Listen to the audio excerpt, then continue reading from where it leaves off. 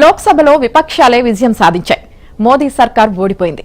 రాజ్యాంగ సవరణ బిల్లుకు ఆమోదం పొందడానికి అవసరమైన సంఖ్యాబలం లేకపోయినా చట్టసభల్లో మహిళా రిజర్వేషన్ కల్పించేందుకు 2011 జనాభా లెక్కల ఆధారంగా లోక్సభ సీట్లను పెంచేందుకు మోదీ ప్రభుత్వం ప్రవేశపెట్టిన కీలకమైన రాజ్యాంగ సవరణ బిల్లు 68 ఓట్ల తేడాతో వీగిపోయింది. ఈ బిల్లును ఆమోదించే విషయంలో ప్రతిపక్షాలను ఒప్పించేందుకు చివరి వరకు మోదీ ప్రభుత్వం చేసిన ప్రయత్నాలు ఫలించలేదు. ఈ రాజ్యాంగ సవరణ బిల్లుపై ఓటింగ్లో మొత్తం 528 మంది సభ్యులు పాల్గొన్నారు. అందులో 200 మెజార్టీ రావాలంటే 352 ఓట్లు అవసరం కాగా బిల్లుకు అనుకూలంగా 298 ఓట్లు మాత్రమే వచ్చాయి.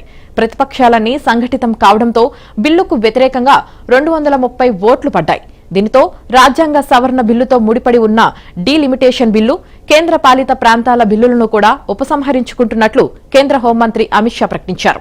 కేంద్రంలో 12 సంవత్సరాల మోదీ పాలనలో ఒక రాజ్యాంగ సవరణ బిల్లును సభ తిరస్కరించడం ఇదే మొదటిసారి. దేశంలోని అన్ని రాష్ట్రాలకు ప్రస్తుతం ఉన్న ప్రాతినిధ్యం ఏమాత్రం తగ్గకుండా అన్ని రాష్ట్రాలకు 50% మేర సీట్లను పెంచుతామంటూ గురువారం సభ సాక్షిగా ప్రకటించిన ప్రభుత్వం బిల్లులో మాత్రం ఆ విషయాన్ని పేర్కొనలేదు.